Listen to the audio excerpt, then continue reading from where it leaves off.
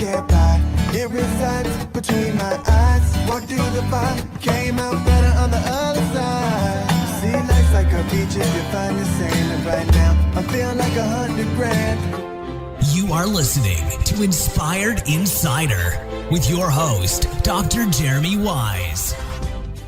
Dr. Jeremy Wise here, founder of InspiredInsider.com, where I talk with inspirational entrepreneurs and leaders. Today is no different. I have Brett Curry of OMG Commerce. And Brett, before I formally introduce you, I always like to point out other episodes people should check out. And when I think of you, I think of a combination of agency, e-commerce, and direct response. So some of the past guests include Jason Swank, who built his agency up for over eight figures, sold it. And we also have an episode of how he's acquiring agencies and what he looks for. I had Ian Garlic on, who talks about the importance of video case stories and what you should include, what you shouldn't include in there. I had some e-commerce interviews, CPG interviews, natural stacks. That was probably the best intro ever. I'll just let people check it out that I've ever had over the past 15 years. And it has to do with ESPN. But if you want to check that out, RX Bars was a good one. And then to our mutual friend, Chad Rubin, when in the Skubana days, when he had Skubana, and he sold that, and now he runs Prophecy, so people can check that out. And then from a direct response, because I'm going to hear Brett's actual favorite resources, direct response resources, but I had Daniel Harmon from Harmon Brothers. He talks about their process for producing viral videos, and Kevin Donlin talks about helping a business grow to $100 million using direct mail, old school direct mail. So this episode is brought to you by Rise 25. At Rise 25, we help businesses give to and connect to their Dream 100 relationships. And how do we do that? We actually help you run your podcast. We are an easy button for a company to launch and run a podcast. We provide strategy, accountability, and full execution. For me, Brett, the number one thing in my life is relationships. I'm always looking at ways to give to my best relationships. And I found no better way to do that than over the past decade, profile the people and companies I most admire and share with the world what they're working on. So if you've thought about, and we'll talk about Brett's podcast too. If you've thought about podcasting, you should. If you have questions, you can go to rise25.com. John and I have both been doing it for over a decade. So without further ado, Brett Curry is the CEO of OMG Commerce, a performance marketing agency. They're Google Premier Partner, Amazon Ad Partner, and he also hosts two leading e-commerce podcasts, Spicy Curry and eCommerce Evolution Podcast. And they highlight what's new and what's next in e-commerce. His team actually manages Google, YouTube, Amazon ad campaigns for growing e-commerce brands. That includes Native Deodorant, Boom by Cindy Joseph, Organifi, Madison Reed, and many, many more. Brett, thanks for joining me. Hey, what's up, Jeremy? Thanks for having me. Great intro. Thank you for that. And I'm excited to be here, man. And you've been podcasting for over a decade. That's impressive. I don't think I've ever been on a show that's been around that long. So this feels good. Cool. And the most impressive thing, which I left out of your bio, is you have a family and you have 8 kids. And so you run all of this with 8 kids. And in this, I've had a guest on that had more kids than you, actually. Ed O'Keefe is second closest with 7. I don't know if you know buddy. Ed. Shout out to Eddie O'Keefe. Yeah. Yep. I got him beat by 1. Yeah, he's a quitter. That's why I tell him all the time when I say, you're just a quitter. But Pat Williams, I think he had like 11. I mean, some of them were foster kids that they adopted. But he was one of the co-founders of the Orlando Magic, and he talked about that. Yeah. So, but anyways, this is not a contest of how many kids, but that is I'm glad to let him win. I'm glad to let him win that. I feel very content. Like, now I got to go out and get 3 more of these things.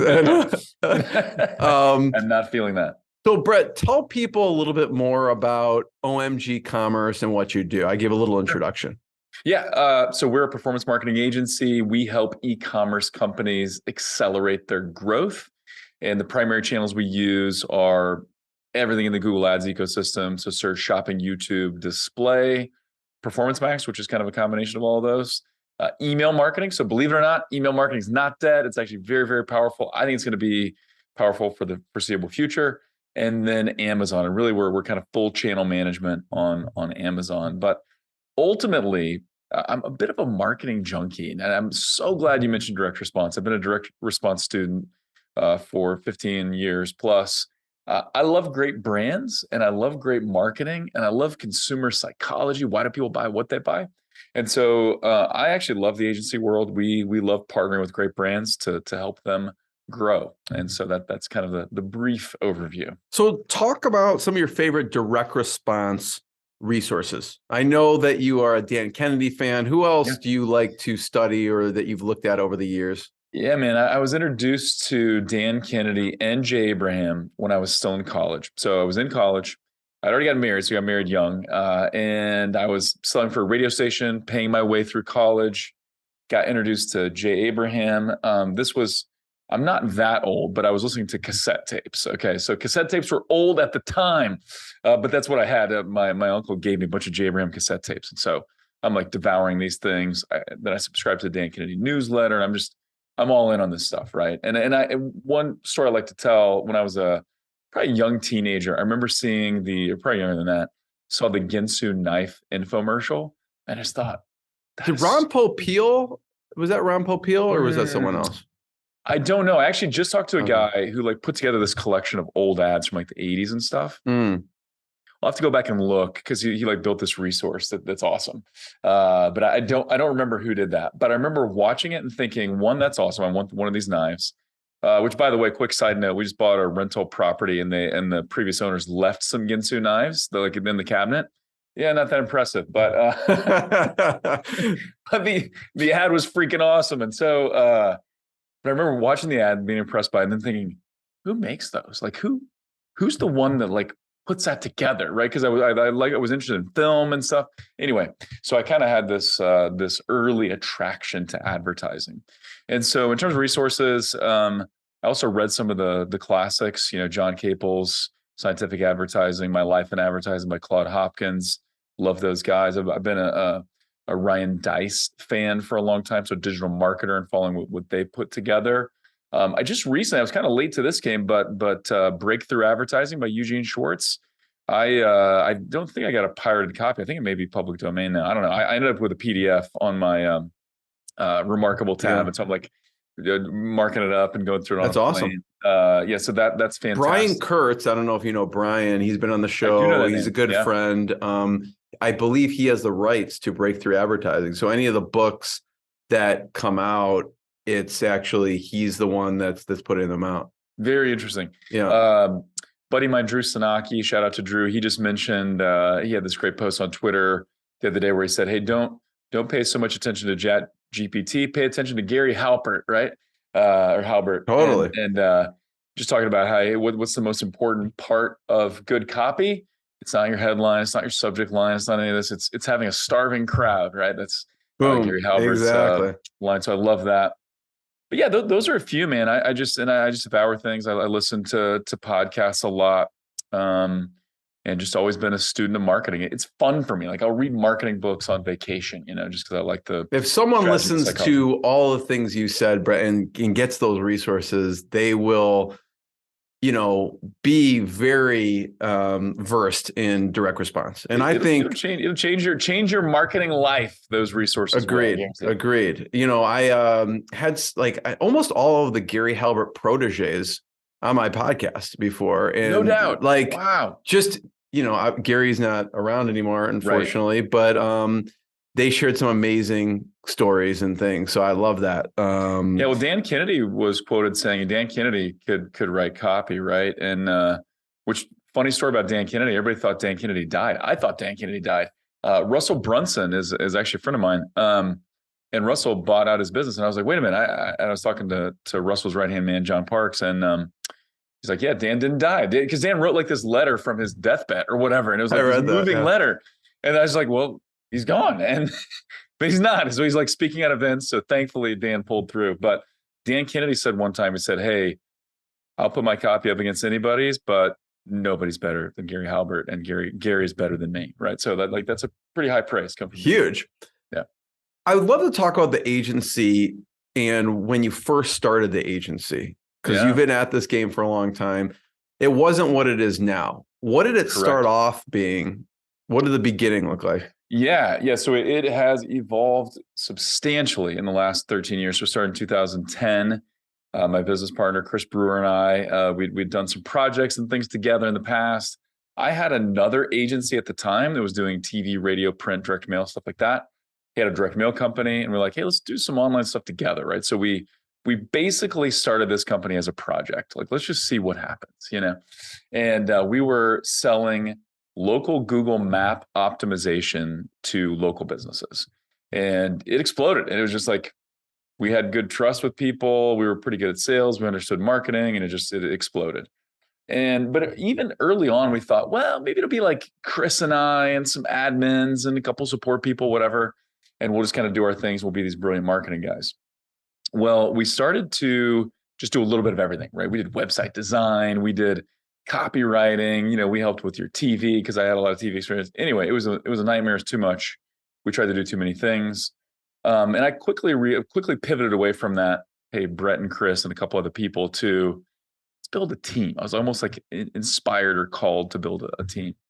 And so we started to hire people, and we fortunately had the revenue to do that. And he and I had two other businesses that were kind of paying our bills, so we didn't need to take a salary from OMG in the beginning, which was nice.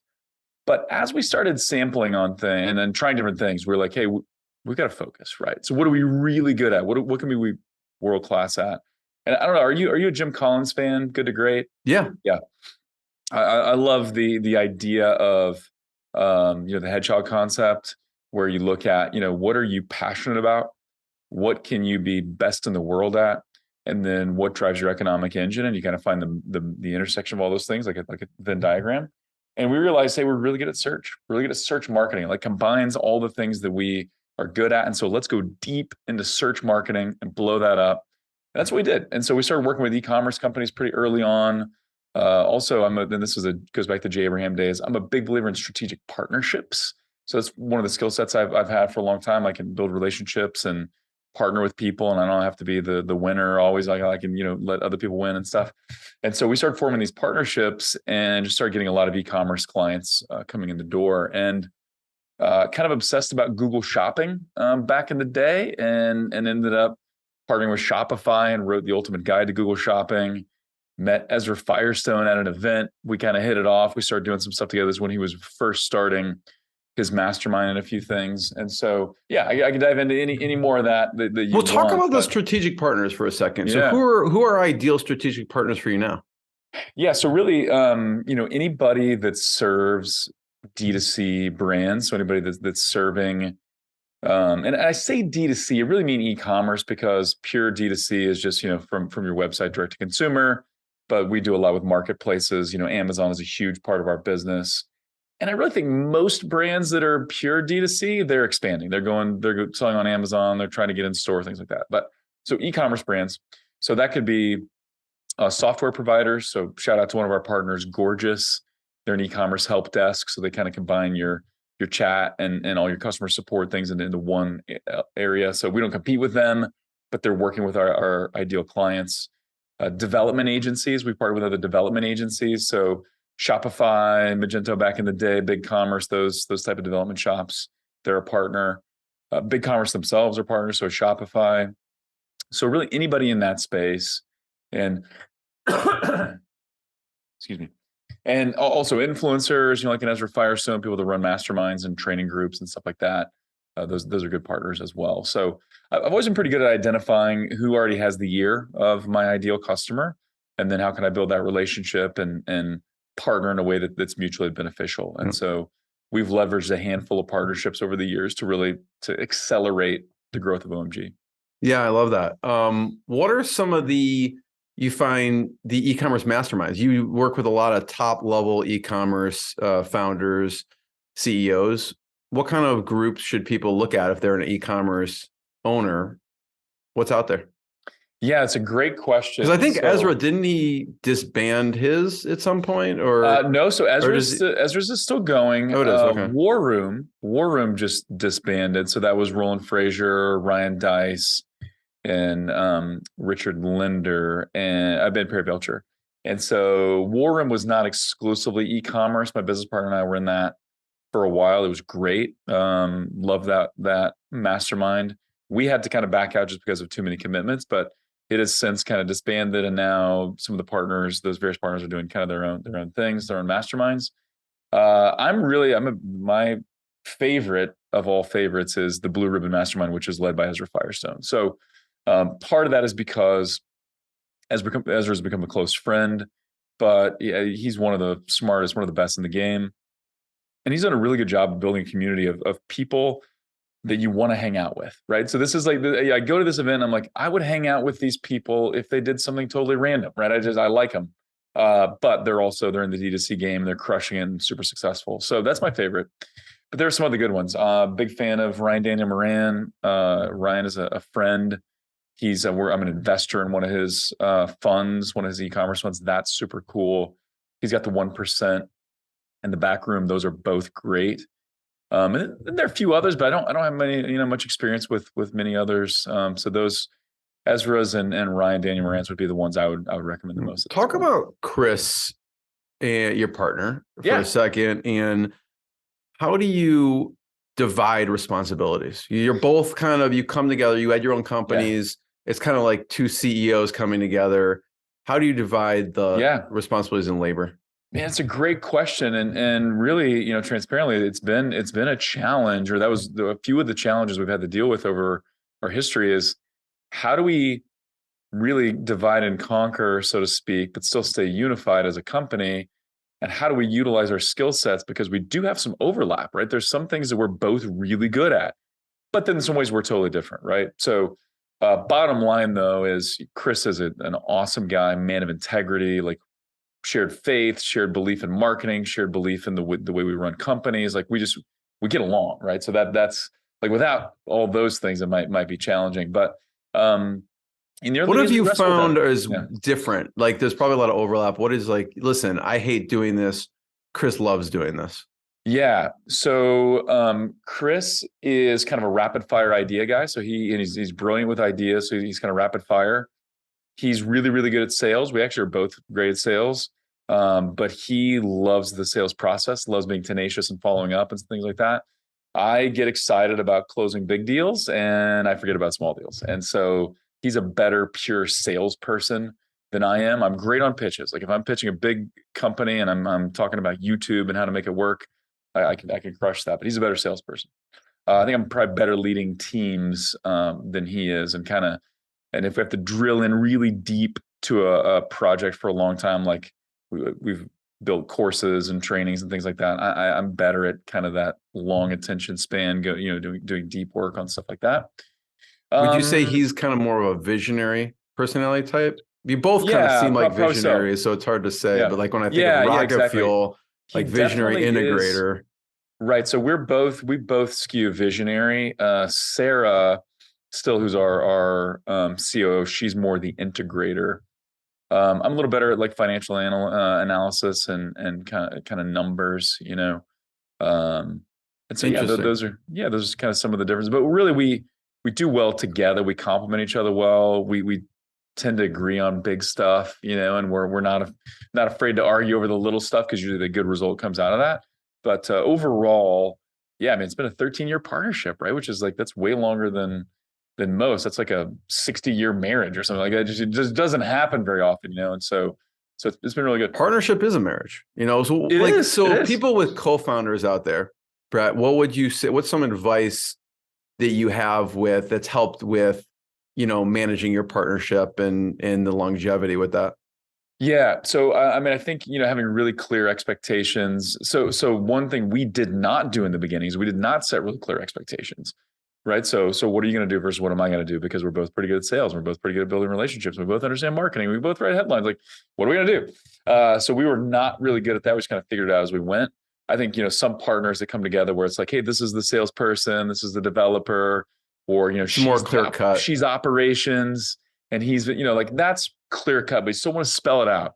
And how are we going to, deal with things if we have disagreements? We actually did do that. We created this document, it was like kind of like pre-operating agreement where it was like, hey, what if there's a disagreement? Who are we going to have kind of like help us solve it and stuff like that. And so that was good. But I think really getting clear on roles, and that's now something we revisit frequently. So we just did this, our executive team, myself, Chris, and Sarah, like, okay, what are our roles? How do our roles need to shift now that we're a team of 73 now. So team of 73, we're pushing that 10 million and beyond in annual run rate. And so like, how do we have to show up? What do our roles look like now? Because we can't be what we were, even a couple of years ago. Exactly. And so anyway, I think clear expectations, understand what you're good at, what you're not. And I think using some tools to get there. So my favorite personality tools are Enneagram. Not everybody likes it, but I do. Culture Index, which is not affordable, but it's awesome. And then I think it's like $5,000 per license. I forgot what it was. Yeah. So Culture Index only makes sense if one, you're going to be hiring a lot. So we knew we were going to be going from like 15 to whatever, 15 to 70. So like we did a lot of hiring. It was extremely valuable. The training on it takes some time. It's like you really got to train on it. It's like 2 days worth of training. So it's not super easy. Where you get something like DISC, which just honestly is not my favorite, but it's so useful. That's like super easy to understand. For the right size company, 5,000. If it helps you hire someone, exactly, it like pays for itself hundreds of times over. It does, and it's really geared towards work. We're really digging into, and we're really new on this, but I'm a big fan of Patrick Lencioni, and he runs the Table Group, and he's an author. But they have a tool called Working. I love his Genius. books. Yeah, one because they're super short and I can get through them. Yeah, but yeah, and some of his books, like the 5 Dysfunctions of a Team. I think that's what. Yeah, it's like an allegory. It's a story, which is kind of fun. He's got a death by meeting, which is I can picture the book cover. It's great, right? Yeah, that's one you want to buy just because like the title's great. But yeah, so Working Genius, we're going through that. So anyway, that I think understand your personality, understand your partner's personality, and then get really clear with how are we going to divide responsibilities? How are we going to work together? What kind of decisions require both of us? What decisions are we going to have the autonomy, give ourselves the autonomy to make on our own? That type of thing. And then really understanding things like your Working Genius or your Enneagram type and things like that. I love it. Because that's another, I don't know if you follow the Enneagram at all, but we're both 3s, and 3s are the achiever performer. But we show up differently. Like our Working Geniuses, I'm a galvanizer and a wanderer. And I actually don't remember what Chris is now because we just took this test. But why you said some people don't like it? Why is that? I've only heard a few people say that. Oh, okay. Some people are like it's lightweight, but there's actually so the thing with Enneagram is you can take like a really cheap free online version. Yeah. Or you can take like a really inexpensive paid version, like $20 or something. But you got to kind of dig deep into Enneagram. But for me and my wife, our marriage, Enneagram has been awesome. So my wife is a 1, I'm a 3. And so there's one time we were in our small group where I was Googling 1s and 3s in a marriage. And it gave this description of what fights are like. And we're reading and we're like, that is us. Like that is describing us because 3s don't like rules, right? And 1s are all about rules. And so 3s feel judged and 1 feel like 3s don't care. Anyway, it was brilliant. It helped us tremendously in our communication.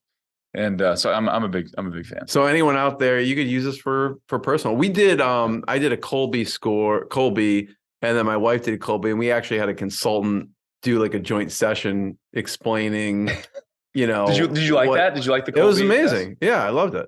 Yeah. So I haven't tried the Enneagram. I'll have to check that out. Enneagram, it's awesome. It's fun because you got like your primary and you got a wing, and then like there are books written on it, podcasts on it. It's great.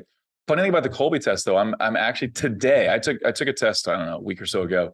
I'm meeting with a lady today to go over my results. So we'll see. We'll see how that. That's great. How has your role shifted through the company? Like, what were the key points? Where like, here was my role, and then there was a clear distinction and change.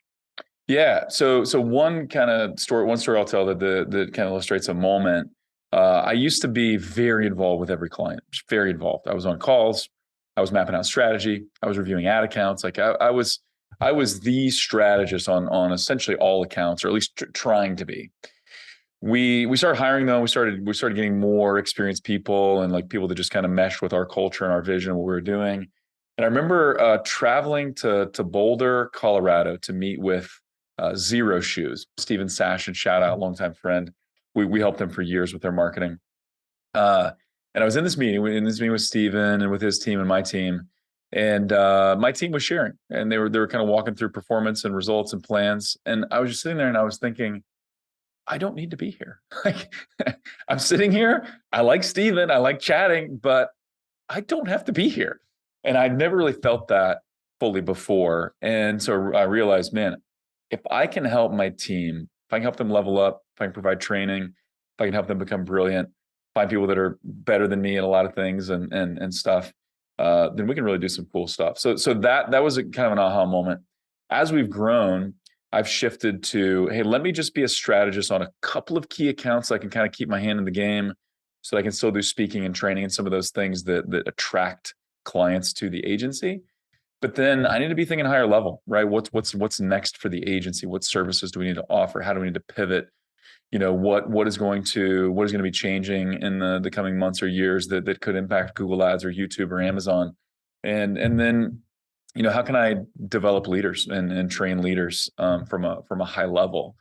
And that's been one of the most rewarding things for me, is seeing my team really step up and own departments and find solutions and really do cool stuff that I wouldn't have been able to do on my own. And so those have been kind of the major shifts. I'm less involved in the day-to-day on clients. I'm more big picture, more leadership development, more overall culture design and like vision of the company. That's where I'm spending my time. And then of course, financial health and digging in there as well. So, but it's hard, man. And I can't remember what CEO I was talking to, maybe Brian Burt from Canopy Management. We were talking about like, it's a talented entrepreneur issue, right? I'm pretty good at marketing and I'm pretty good at sales and I'm pretty good at talking to people. And so, but then how do you choose what you step out of? Well, you got to think highest and best, right? What's highest and best for the agency, not for me, not just what do I get the most reward from, but what's highest and best for the agency, and how do I shift, my workday to accomplish that. I mean, bro, one of the reasons you could do that, when you said I don't need to be here, is because you built a great team that was handling things. Yes. And so, what do you do, or what are some of the things you do to develop and train leaders? Yeah. So, I mean, I think there's several things, right? And I'm a big fan of the Craig Groeschel leadership podcast. He's actually my pastor too, but he's really well known, has a huge leadership podcast. He says, everyone improves when the leader gets better, right? And so, and there's the old saying of everything rises and falls on good leadership, right? So, a few things. One, I lead a monthly leadership development training. It's actually open to anybody. So directors and managers and stuff have to come, but it's open to anybody in the company because we're all leaders, right? We all have influence. Leadership is influence. It's not just a title. And so we do that. Big believer in providing training and resources and help and empowering people to make decisions, right? What I don't want to do, and what's happened over the course of the company, is there was a period of time when I was a bottleneck, right? Where every decision had to run through me. And then we had periods where we, bring on COO so I can do other things. And then everything runs through the COO. And you're like, wait a minute. We're just traded bottlenecks here, right? So we gotta revise this a little bit. So empowering people to make decisions, help. And I think that works when you have really crystal clear culture, right? Like who are we, and what is important to us, and what do we value above all else, and then where are we headed, right? What are we trying to accomplish? If you kind of know those things, then if you have good leaders working with you, then they can make a lot of decisions, right? And so it's empowering people to make decisions and reiterating that trust and pushing back if someone's like, hey, what should we do here? I'm like, well, what do you think we should do here? And so empowering. It's tough to do that because you probably built that, you flex that muscle so much of solving problems. Totally. And solving problems is fun, right? Like we're entrepreneurs. I love solving marketing problems or even client relationship like I can do it in my sleep, and I enjoy the things where I have to really dig in and think about it. So yeah, not that I'm back out 100%, but you want to teach people that, hey, I trust you and you can do this. And then sometimes they come up with better solutions than you would have come up with. And so, yeah, that's a big part. Yeah, that's a great reminder. I appreciate that because I need to do more of that. Yeah. What do you think? What are some of the key hires when you look at over, you started, you and Chris, and you're like, I don't know how big this is going to be. Maybe we'll have a few people. And then the kind of path led you to now. What were some of when you look back, some of the key pivotal hire moments for you? Yeah, it's funny. I mean, I think a lot of this kind of goes back to, I think it's the John Maxwell book, Failing Forward. I believe he's the author of that book. A lot of it was just like making mistakes and just figuring stuff out as we go. I did read the E-Myth Revisited, and that kind of shaped some of my thinking. And the book Delivering Happiness by the Zappos founder, Tony Hsieh, and he talks about, brain and culture, that's all you got. And he kind of talked about his team. So several things that kind of shaped my thinking. But dude, we just made a lot of mistakes. Like what? What would be an example? Oh, just hiring people because we knew them and because they're this person or that person knew them and stuff. We did. I think we were pretty good at attracting people with good character and integrity. So a lot of the hires were good from that standpoint. We did make a few hires that were just like connections of, hey, this person said they could do this, and so let's give it a shot. And they were disasters. But there was one younger lady we hired who was really sweet, and she was like a friend of some of the other employees. And this is an embarrassing story, but I'll tell it really quickly. We decided we needed to fire her, and because she just wasn't performing, right? But we never like helped her or corrected her or tried to coach her, right? None of that. And so we bring her into the conference, myself, my business partner. And so I'm like nervous. I'm so like, oh, how's it going? And then I start to like fire her, and she loses it. Like everybody in the hallway here, she like slams the table, starts crying, and she's like, I'm being fired. I'm like, long story short, we unfired her. We gave her a corrective action plan. And then later, it was like 3 months later, she quit. And fortunately enough, she's really bright and she's having a great life now. I follow her on social media. She's doing fantastic. Probably no thanks to us. But anyway, so that was the unfiring. But, we got better after that, learned a lot from our mistakes. Interestingly enough, a couple of our key people, Sarah, who I mentioned as the COO, and then Brandy, who is our director of account management, they were both really early hires, like early days. And they're still with us. So even though we did a lot of you were doing things, something right, we didn't run everybody off. Yeah. So those are key hires. There's several. One gentleman named Greg, who is just one of our top strategists, and he owned a business. And another interesting story. He applied, and we're like, we can't afford this guy, and so we told him no. And he wrote like this epic email. It was like the best written email. The email was so good, and this does not happen because we hire a lot of people now, but I read this email. I couldn't sleep that night. I was like, we got to figure out a way to get Greg in the door. We got to figure out a way to pay Greg, So the next day I walk into Sarah's office. I'm like, we got to figure out a way to get Greg in. And I said, I've got an idea. And so we ended up giving Greg an offer, and he's just been a legend. He's been with us for a long time. What was in that email that stuck out? Man, I have to go back and read it. We actually revisited it recently, but he was not like overly pushy, but he was like, hey, here's why this would be such a good fit, and here's why I think you should reconsider. And it was like, everything was sound. It was just like, it was perfect. And I was like, he's right. And so anyway, thankfully we realized we were wrong. We made him an offer, and the rest is history. So, well, you must have done something right in the interview process for him to really see that vision. Yeah, right? Totally. Yeah. And that's one of the things too that I've always believed. I enjoy podcasting. I enjoy speaking. I get to speak at a number of events each year, and I would do it just because I like it, if I'm being totally honest. But it attracts clients. That's a big win, but also attracts great people, right? So people are like, oh, this is a thought leader. That's a really cool perspective. Or I like the way they do that, so I'd like to work there. And so that's one of the they get to know you. Yeah, for sure. At what point did you realize, we are ready and need a COO? Because some of these leadership positions, like you said, some people do it. They're like, they're doing it ahead of schedule. Like, we're not ready. Kind of like Greg, like we just need to figure out a way to pay this person because we know this is in the future. And some people do it after the fact, like, oh my God, we're swamped. What did that position look like? Yeah, it was actually really interesting. We were in the culture index process. So again, and Mark Connolly was our culture index advisor. And it was myself and Chris and Sarah. We're the ones heading it up, but Sarah was not COO. She was director of finance. But she kind of helped with some leadership things too. And we were talking about like, we need like an operations person. We didn't call it COO at the time, although I think we quickly did, but we're like, we need, director of ops or whatever. So we're talking about it and whatever. And we're like, well, wait a minute. What about Sarah?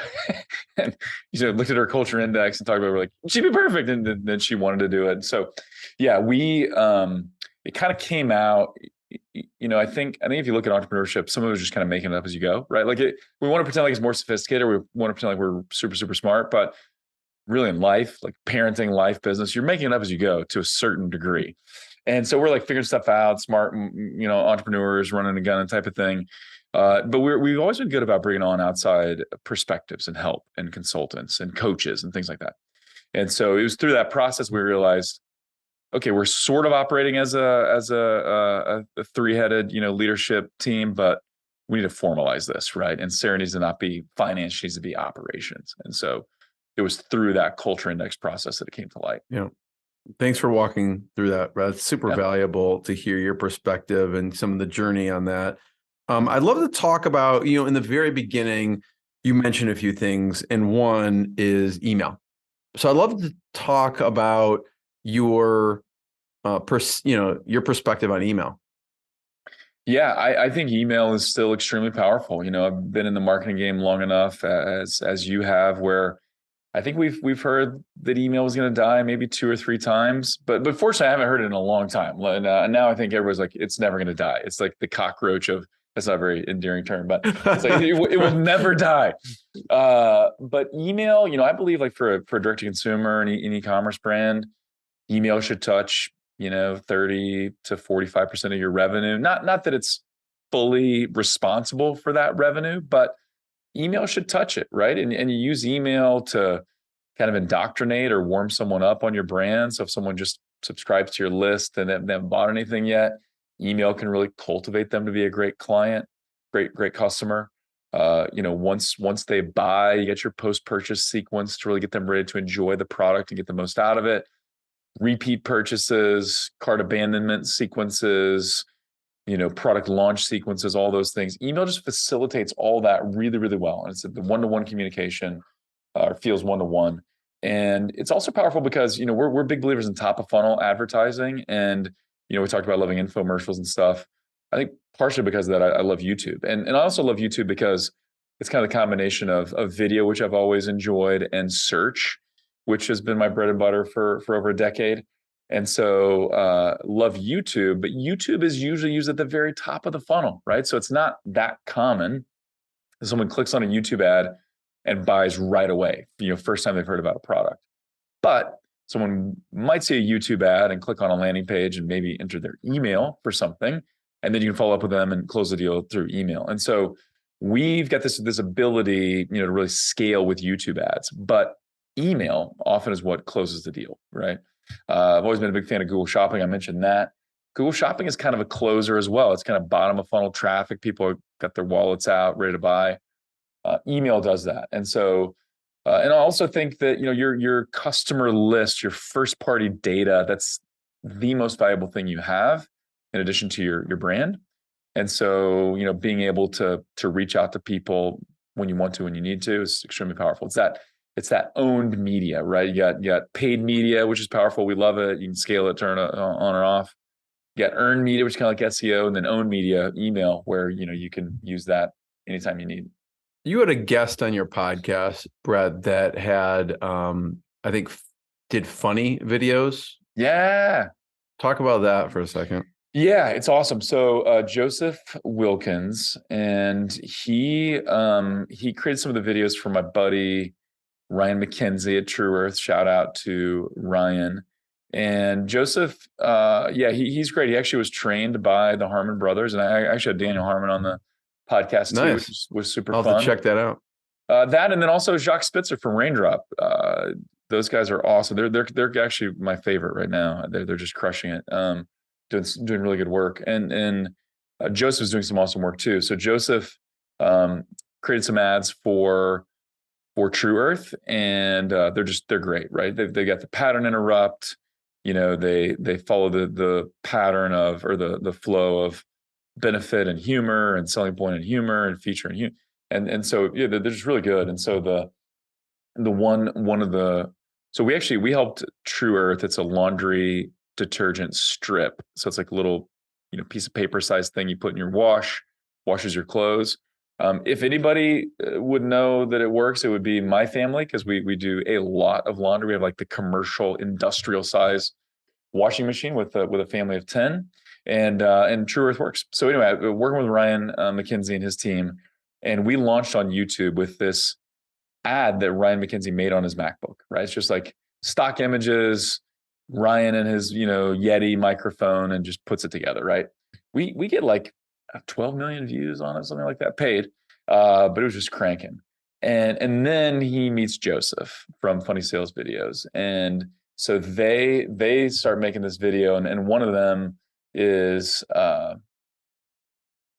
opens with things you don't mix with water, right? And it's witches, and a witch is doused with water, and then it's computer, and there's water on a computer, and then the other thing mix water with your laundry detergent. It's like, what?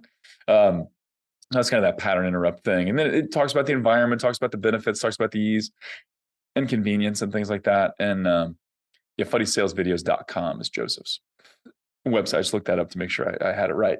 But he does great work, does phenomenal work. And, really, if you look at, and so then with those videos for True Earth, they've racked up several 100 million views. So the other video is great to get started, but these videos really help help unlock additional scale. And that's what we talk about with the guys at Raindrop as well. Is, if you have the right campaign structure and you understand media buying and YouTube strategy and things, creative is super, super important, but certain creatives will likely only get you to a certain level of scale. And you got to get better creatives if you want to unlock additional levels of scale. And one of the things, right, you help people is YouTube growth, right? Yeah. So what are some of when you think of the do's and don'ts and with YouTube, that component?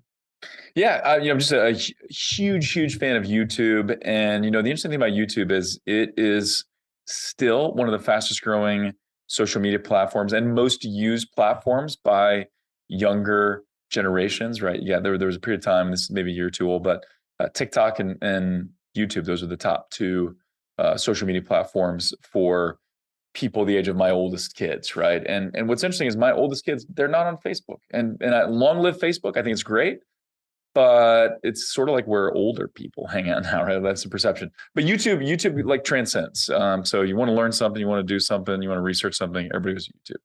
So it's got reach, but then it's also got targetability, right? You can be really, really specific on who you want to reach. And one of the great things about YouTube is it's owned by Google, and nobody has more search behavioral data than Google, right? Google's been collecting search for decades, and they've been using AI, for a long, long time. They bought DeepMind back in 2015, and so AI has been powering what they do for a long time now. So you can actually tap into that keyword search behavior and target people based on that. So you can build audiences of people based on what they're searching for on Google, and then the next time they're on YouTube, they could see your ad there. And so I think understanding audience targeting, that's a big part of it. Understanding creatives, because creatives on YouTube are different than creatives on TikTok or on Facebook or any other platform. For YouTube, one of the best analogies that I can use, or that I believe, is it's pretty similar to short form direct response TV ads. So YouTube is more like TV than Facebook or TikTok, right? Facebook and TikTok, some videos that are working there are 15 seconds. And on Facebook, you got the video, you got the text around it, right? Where the video just needs to do part of the work. The text and the call to action around it can do the rest of it. With YouTube, it's just the video, right? So the video's got to interrupt. It's got to grab attention. It's got to overcome objections. It's got to really demonstrate the product or the service. It's got to get you to take action now. It's got to reaffirm things, and the pace has to be right. So understanding the creative, that's really, really important. And then, understanding campaign structure. So how do we bid? How do we measure? How do we look at things so we know we're getting the most out of it? And part of that comes down to measuring, because, and I kind of mentioned this, YouTube is top of funnel. If all you measure are direct conversions from YouTube, that's not enough, right? Because more people are going to watch a YouTube ad and then go buy on Amazon, or watch a YouTube ad and then click on a search ad later than will just purchase directly. So you got to be able to measure that. And there are different ways, that we like to do that. But so many moving pieces. Right. So many more Let's talk about an example, right? And so, Live Bearded. Yeah. Right? Shout out to Anthony Mink, Anthony Mink over there. Mink, what's up, buddy? What did you do with them? Yeah. So again, brilliant marketers, and one thing I'll brag on Mink, and the crew there is they're great at building community, right? So they open all their videos almost with "Hey brother," because like it's the bearded brotherhood, and I got to visit their offices in Tempe, Arizona, and they're all bearded bros, right? I got my beard really tight right now, but thankfully I talked to the guys. It's approved. They're like, hey, that's still a beard. So the beard starts when you stop shaving. That's what those guys say. So anyway, They're not snobby about it. I got you. They're not snobby about it. Yeah. Yeah. I don't need to comb my beard. It's like you can barely see it. But anyway, so they were successful on Facebook. They'd done some Google and stuff. They had some in-house marketing people. But Mink and I started hanging out some. And he's like, hey, I want you to take a look at this. And so we started running their marketing. And then we started experimenting on YouTube. And they've got pretty specific CAC goals or CPA goals, and we're able to hit those with YouTube. And now they've got one of the better performing ads that we've seen in a long time on YouTube. It's all about their sample pack, and so it's a simple ad, but it's with Spencer, the other partner. He's kind of walking through the warehouse and he's talking about their sample offer. So it's 10 fragrances, $10. And you get a $10 gift card. So it's just an irresistible offer. There's humor mixed in. Our buddy Nathan, shout out to Nathan. He's actually a stand-up comedian. And he works for Live Bearded, but he's in it. I think he wrote some of the jokes in it. But it's good. It's simple, straightforward. It's not like over the top production by any means. Maybe some similarities to like a Dollar Shave Club-ish. So I guess it's like the anti-Dollar Shave Club. Anyway. Yeah, exactly. So I do picture that when you describe it. Yeah. I mean, they didn't say like, hey, we're going to, do a video just like that. It's quite different, but it is in the warehouse and stuff. So you can kind of get that picture in your mind. And then Native Deodorant. Yeah, Native Deodorant. So got to work with Moise Ali, the founder, before he transitioned away. He had a great exit, sold to P&G. We still work with Native now. So they've been a P&G brand for several years, and we've got a great partnership there. But that's one where that kind of evolved from, it was D2C only, where we're running YouTube ads just to drive direct to consumer sales, to then they launched on Amazon. So, YouTube could support that, to now, hey, we're launching in these retail stores, and we're in CVS and Target and other places. And so how do we beef up our YouTube spend in key demographic, TV DMAs to spike in-store sales? And so that's been super fun. It's also been super fun to watch as they've kind of grown. So they went from deodorant only to then, adding body wash and hair care and toothpaste and sunscreen, and the list goes on and on. We actually collaborated with Raindrop. So Raindrop did a new campaign called Centaur. So it's like a centaur because, it's deodorant. It's a great ad. They did a vampire sunscreen ad, which is great. So we have to do all the media behind that. And so yeah, Native, awesome brand, awesome team, love what they're doing. And so we run all their Google and YouTube.